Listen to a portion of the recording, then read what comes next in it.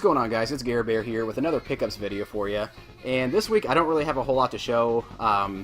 Garage sailing today was very, very slow. There wasn't a whole lot going on. I mean, there was quite a few sales, but most of the sales that I went to, either they didn't have video games to begin with, or by the time I got there, they had already sold everything. A lot of the sales that were listed on Craigslist, they had video games specifically added on there. So when I got there and kind of asked them if they still had anything left, they said that there were people literally camped outside of their house at like 6:30 this morning waiting for them to open. So that's just how saturated this area is getting with it kind of thing, and how just ridiculous it is. That people are camping out like an hour or two before just to get, I think one of them was like an NES with 10 games, nothing really great. I mean, they're very common titles. And then a Nintendo 64 with, you know, Ocarina of Time and one other really common game. So, yeah, that's exactly why I did not go to that sale specifically first thing in the morning, because it would have been a huge waste of time. It would have been a huge waste of effort. So, yeah, like I said, garage selling was really slow, and usually, you know, throughout the week, I've been lucky the last few weeks. I've been able to get some really good finds on Craigslist to kind of salvage the week and make it, kind of balance it out a little bit. But there really wasn't much on Craigslist this week either. With me being in class from like 7 in the morning till 5, we're so busy, you know, we're in the lab and doing stuff, we're doing clinicals, so I don't really get a lot of time to check Craigslist anymore.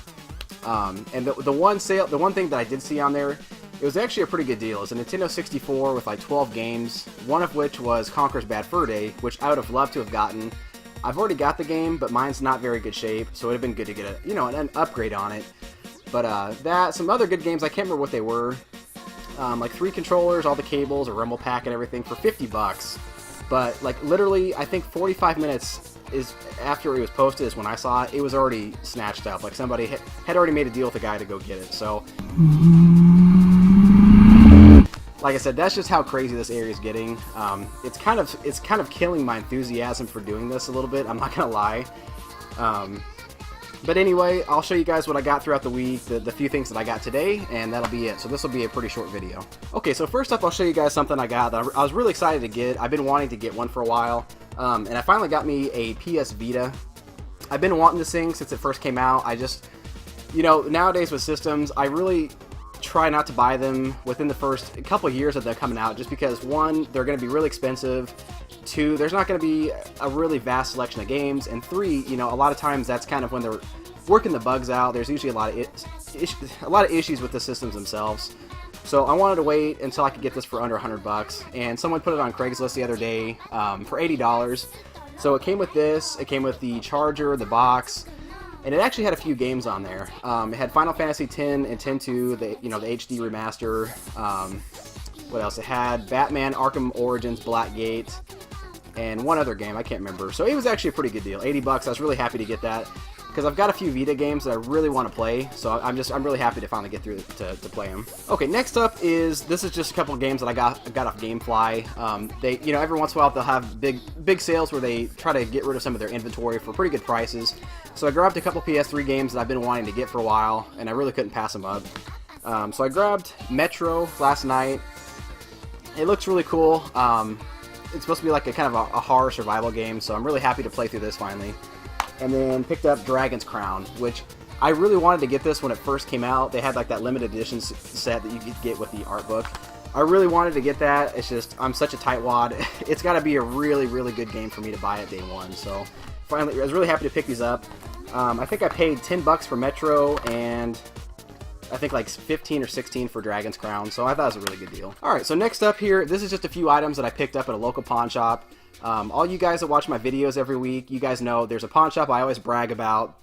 I go through there every week. They cut me really good deals, and you know, I'm really happy to work with them. Unfortunately though, they saw the whole story about that guy who was selling his entire video game collection and how much it went for. So they kind of got an idea in their mind that video games are actually worth some money. Because what they were doing before is like they'd offer like 50 cents to $1 for every game that they would buy, and then they would just, you know, sell them for $5 a piece. But since they found out that games are worth quite a bit, they've been pricing them individually. So that really sucks, because I walked in there Tuesday, and they had a whole bunch of new N64 games and Super Nintendo games, and my heart sunk because I saw Harvest Moon 64, I saw, you know, Super Mario 64, Majora's Mask, Ocarina of Time. And then for the Super Nintendo, I mean, nothing really great, like Blazion, which is an Atlas title, a couple others, I can't think of what they were. that I would have loved to pick up for $5 a piece.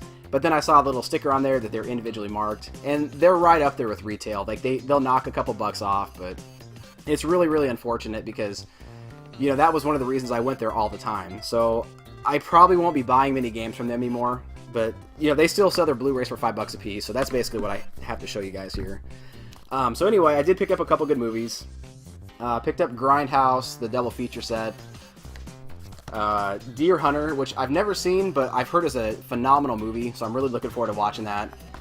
And then this, I'm still not sure about it, but for $5 I really couldn't pass it up. 47 Ronin. It looks interesting. As you guys know, I'm super, super into Japanese, you know, everything Japanese, especially if it's samurai involved. So I'm definitely going to give this a watch just to see how it goes. And then a couple of things that they had that were actually pretty well priced, I thought. I picked up a pink Wiimote for my daughter. It was only $10, so I figured why not. And then they had a whole bag of Sega Genesis games, and they were still only marked $5 a piece. Most of them I already had, but this one I didn't. Super Street Fighter 2. I used to love this game as a kid. I used to play it all the time, so I'm actually really looking forward to playing this again.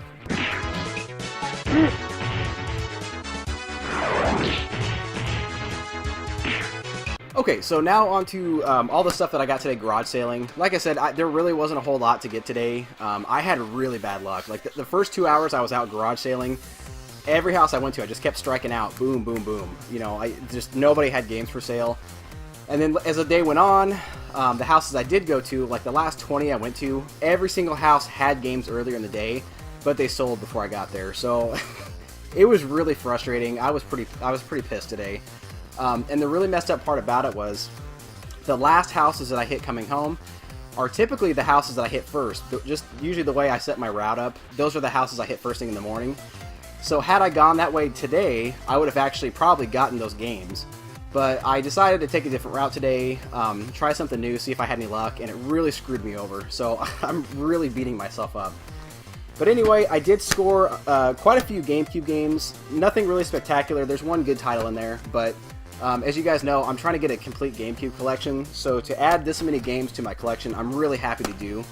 So I'll just run through these really quick. And these were all 50 cents a piece, so I was really, really happy with this deal. So first up, NCAA College Football 2K3, Pac-Man Versus and Pac-Man World 2, The Incredibles. This one I was really happy to get in the mix. It was really the only good game in there, but Legend of Zelda The Wind Waker, and it's in really good shape. It's complete. All of these are complete. Finding Nemo, NASCAR Thunder 2003, Def Jam Fight for NY, Billy Hatcher and the Giant Egg. This actually looks really interesting, so I'm going to give this a go. Let's see, GoldenEye Rogue Agent, Splinter Cell Chaos Theory, the Muppets Party Cruise, which I'm guessing is kind of like a Mario Party knockoff, but it still looks kind of looks interesting regardless.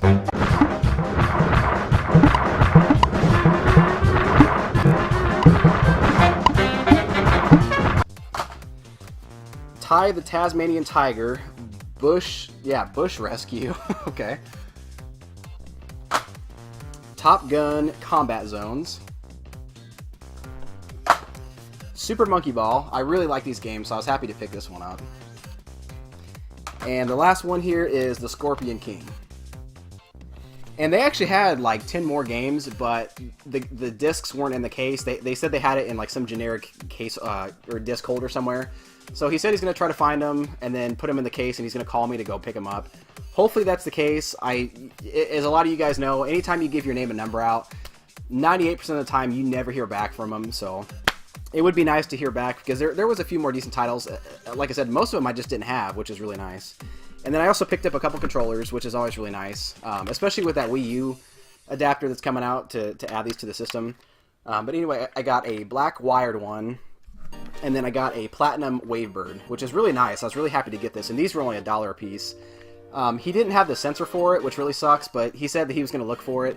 He thinks it's still in the system, which is buried somewhere. So again, I really hope I hear back from the guy. So yeah, Mr. Barry, if you're watching this, what you got now, buddy? Oh, and I also got this this Xbox 360 Connect thing. It was only $1, so I highly doubt I'll ever use it. But for $1, I really couldn't pass it up. My kids and I guess we may play one of the old Connect games one of these days. Yeah. Okay, so next up, I know these aren't video game related, but it's still something I really love. I am a huge Game of Thrones fan. Like, I am obsessed with the series, and I've been wanting to read the books, but with me being in school, I'm so burned out on reading as it is. I can't think to read a book on top of it.